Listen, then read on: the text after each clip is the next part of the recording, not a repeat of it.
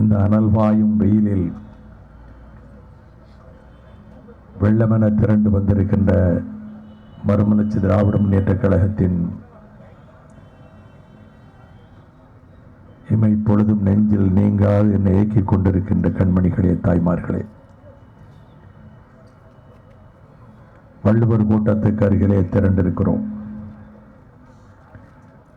உலகத்தில் தமிழன் நாதியற்று போய்விட்டானால் அவனுக்கு நீதி கிடையாதா என்ற மனக்குமுறலோடு இங்கே நாம் திரண்டிருக்கிறோம். முத்துக்குமார் வைத்த நெருப்பு அவன் மேனியை சுட்டரித்து பாதாதி கேசம் பற்றி எரிய அவன் நரம்பு மண்டலமெல்லாம் கருக ஈழத்தமிழர்களை காக்க தாய் தமிழகம் துடித்து எழ வேண்டும் என்ற ஒரு நோக்கத்திற்காகத்தான் முத்துக்குமார் தீக்குளித்து படிந்தான். என்னை உயிர் ஆயுதமாக பயன்படுத்திக் கொள்ளுங்கள் என்று இளைய தலைமுறைக்கு மாணவர் உலகத்துக்கு அழைப்பு விடுத்துவிட்டு அவன் நெருப்பை அரவணைத்து தன் ஆவியை தந்தான். அதே போல 19 பேர் மடிந்திருக்கிறார்கள். அவர்கள் செய்த தியாகம் வீண் போகாது, வீண் போக விடக்கூடாது. மனித உரிமை கவுன்சிலில் 2009 அநீதி தலைவிரித்தாடியது.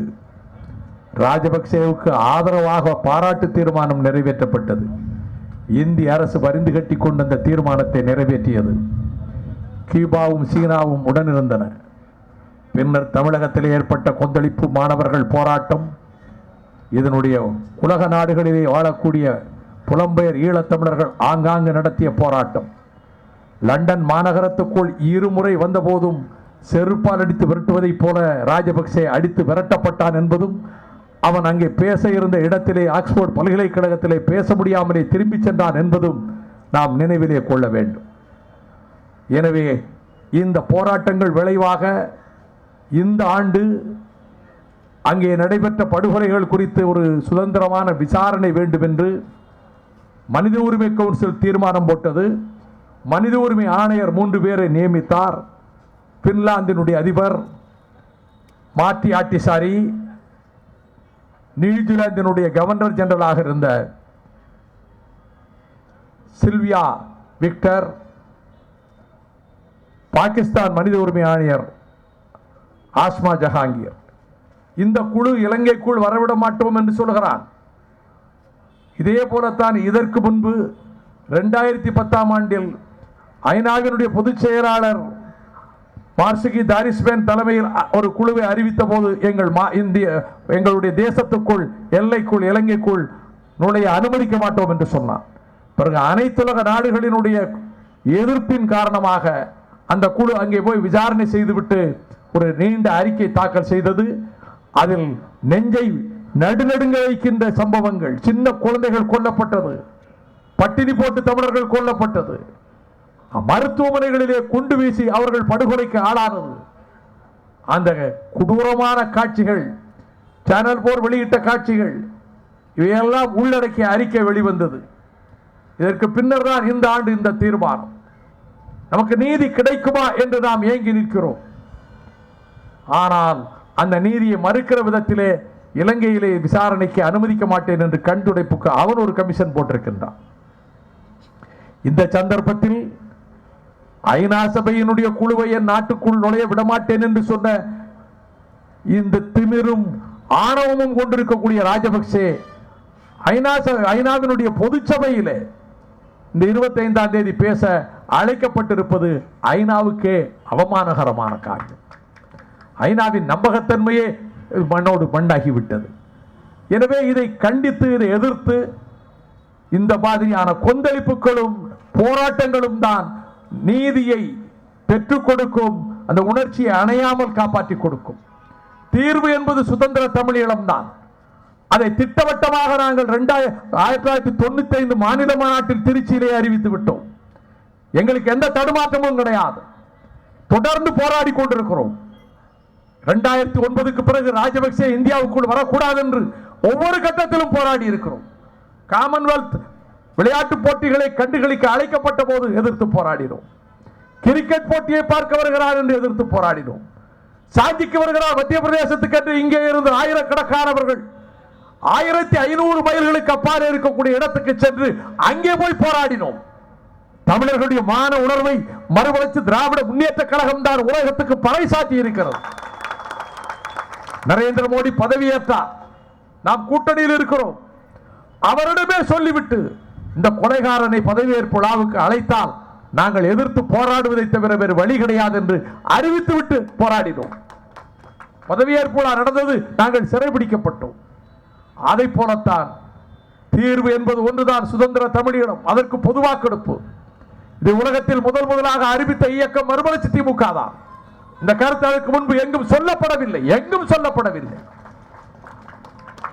எனவே அந்த தீர்வை நோக்கி இலங்கையிலே இருக்கக்கூடிய தேர்ந்தெடுக்கப்பட்ட தமிழ் தேசிய கூட்டமைப்பு எம்பிக்கள் அவர்கள் ஒன்றுபட்ட இலங்கைக்குள் தான் தீர்வு என்று சொல்கிறார்கள் என்றால் அவர்கள் அதை மீறி சொல்ல முடியாது. கழுத்துக்கு மேலே கத்தியை வைத்திருக்கிறார். அவர்கள் தமிழீழம் என்று அங்கே பேச முடியாது. ஆனால் அங்கு வாழ்கிற மக்கள், எத்தனை லட்சம் தமிழர்கள் கொல்லப்பட்டனர், எவ்வளவு தமிழர்கள் ரத்தம் சிந்தினர், எவ்வளவு குழந்தைகள் படுகொலைக்கு ஆளாயினர். ஆக ஒரு இனம் அதனுடைய கருவறுக்கின்ற விதத்திலே கொடுமைகள் நடக்கிற போது உலகத்தில் 10 கோடி தமிழர்கள் வாழ்ந்து என்ன பயன்? நாம் உணர்வுள்ளவர்களாக, நம் சொந்த உறவுகளை, நம் ரத்த உறவுகளை காக்க போராடுகின்றவர்களாக 20 ஆண்டு காலமாக தடுமாற்றமின்றி எந்த சமரசமும் இன்றி போராடி வருகிறோம். அந்த விதத்தில் இந்த விசாரணை குழுவை இந்தியாவுக்கு அழைத்துக் கொண்டு வந்து தமிழ்நாட்டிலே விசாரணை நடத்துங்கள். தமிழகத்திலே விசாரணை நடத்த வேண்டும். இங்குதான் 1 லட்சம் அகதிகள் இருக்கிறார்கள். இலங்கையை தவிர்த்து எங்காவது விசாரணை நடத்த வேண்டும் என்றால் அந்த இடம் தமிழ்நாடாகத்தானே இருக்க வேண்டும். அதற்கு தமிழக அரசு இங்கே விசாரணை நடத்துவதற்கு அவர்களை வரவழைக்க வேண்டும் என்று முடிவெடுக்கட்டும். இங்கே ஒரு விசாரணை நடக்க வேண்டும் என்று இந்திய அரசுக்கு சொல்லட்டும். இந்திய அரசு அதை தடுக்கிறதா அல்லது அனுமதிக்கிறதா என்பதை தெரிந்து கொள்ள வேண்டும். நாம் அந்த விதத்தில் இன்றைய போராட்டம் மட்டுமல்ல, தொடர்ந்து செப்டம்பர் 15ஆம் தேதி முருகதாசன் திடலிலே ஐநா மன்றத்திற்கு முன்னால் ஜெனீவாவில் பல்லாயிரக்கணக்கான தமிழர்கள் குவிந்து நீதி கேட்கப் போகிறார்கள். மக்கள் புரட்சி வெடிக்கட்டும், ஈழம் மலரட்டும், நீதி கிடைக்கட்டும் என்று முழங்க இருக்கிறார்கள்.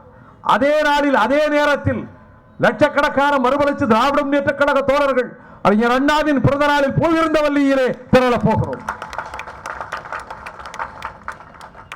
இந்த அறப்போர் ஆர்ப்பாட்டத்திற்கு ஒரு குறுகிய கால இடைவெளியிலே சொல்லி இருந்தாலும் பெருமளவிலே திரண்டு வந்திருக்கக்கூடிய கழக கண்மணிகளுக்கு, நிர்வாகிகள் அனைவருக்கும் நான் தலைமை கழகத்தின் சார்பிலே மனமார்ந்த நன்றியை தெரிவித்துக் கொள்கின்றேன். நாம் தொடர்ந்து போராடி வருகிறோம். எந்த சமரசத்துக்கும் இடமின்றி எல்லா காலத்திலும் இயக்கத்துக்கு எதனால் என்ன லாபம் என்று கருதாமல் அண்ணா காட்டிய வழியில் தரணியிலே தமிழருக்கு துன்பம் என்றால் கண்ணீரை துடைப்பதற்கு போராடுகிற போர்க்களத்து வீரராக நாம் பாடுபட்டு வருகிறோம். எல்லா காலத்திலும் நம்முடைய தரப்பிலே நியாயம் இருக்கிறது, நாம் போராட்டத்திலே உண்மை இருக்கிறது என்று உணர்ந்து கொண்டிருக்கிற காரணத்தினால் நம்முடைய அருமை சகோதரர் தொடக்க காலத்திலே இருந்து ஈழத் தமிழர்களுக்காகவே தன்னை அர்ப்பணித்துக் கொண்டிருக்கின்ற வீர சிந்தாரம் வந்து இங்கே உரையாற்றினார். அதை போலவே கலை உலகில் இருந்து கொண்டு ஈழத் தமிழர்களினுடைய மீட்புக்காகவே பாடுபட்டுக் கொண்டிருக்கக்கூடிய இயக்குனர் சகோதரர் புகழேந்தி தங்கராஜ் அவர்கள் இங்கே வந்து பங்கேற்றுக் கொண்டார்கள். இந்த நிகழ்ச்சியிலே பங்கேற்றுக் கொண்ட என் ஆர்வீர் சகோதரர்களான அண்ணன் திருப்பூர் துரைசாமி அவர்கள், டாக்டர் மாசிலாமணி அவர்கள், மல்லை சத்யா அவர்கள், இமயம் தொலைக்காட்சி நிறுவனர் இமயம் ஜெபராஜ் அவர்கள், உயர்நிலை குழு உறுப்பினர் DRR செங்குட்டுவன் அவர்கள், வழக்கறிஞர் தேவதாஸ் அவர்கள், இந்த நிகழ்ச்சி சிறப்பாக நடைபெறுவதற்கு ஏற்பாடு செய்து கொடுத்த தென்சென்னை மாவட்ட செயலாளர் வேளச்சேரி மணிமாறன் அவர்கள், வடசென்னை மாவட்ட செயலாளர் ஜீவன் அவர்கள், காஞ்சி மாவட்ட செயலாளர் பாலவாக்கம் சோமு அவர்கள், அதே போல கடலூர் மாவட்ட செயலாளர் குணசேகர் அவர்கள், தஞ்சை மாவட்ட செயலாளர் உதயகுமார் அவர்கள், அதே போல வேலூர் மாவட்ட செயலாளர் உதயகுமார் உள்ளிட்ட பல தோழர்கள், இன்னும் பல பேர் ஆங்காங்கே வந்திருக்கிறார்கள்.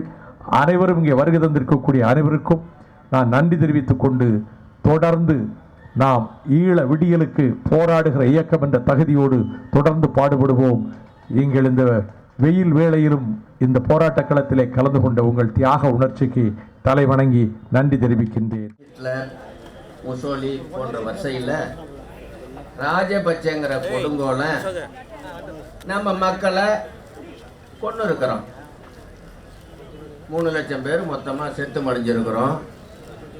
இதெல்லாம் உங்களுக்கு தெரிஞ்ச விஷயம். இப்போ நம்ம செய்ய வேண்டியது போர்க்குற்ற விசாரணையை நடத்த இந்தியாவில் அனுமதிக்கல.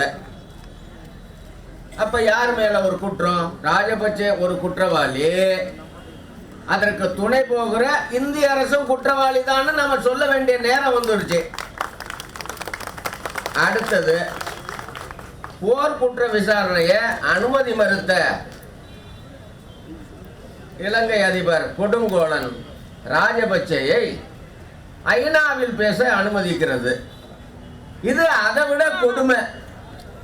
இதை நாம கடுமையா கண்டிக்கணும், எதுக்கணும். நமக்கு தேவை ஓட்டெடுப்பு. எப்ப உனக்கு எனக்கு பிடிக்கலையோ பிரிந்து செல்ல எல்லா உரிமை இருக்கு. இதை இந்திய அரசு எதுக்குது? ராஜபக்சே விட மிகப்பெரிய எதிரியாக இந்தியா மாறிக்கொண்டிருப்பதை நீங்க மறந்துடக்கூடாது. நம்ம எதுக்க தயாரா இருக்கணும். அதுக்கு ஒன்றும் நாம நம்புறோம், நான் நம்பினேன், மக்கள் தலைவர் நம்பினாரு, அதுக்கு எதிராக தான் இந்திய அரசு செயல்பட்டுக்கிட்டு இருக்கு.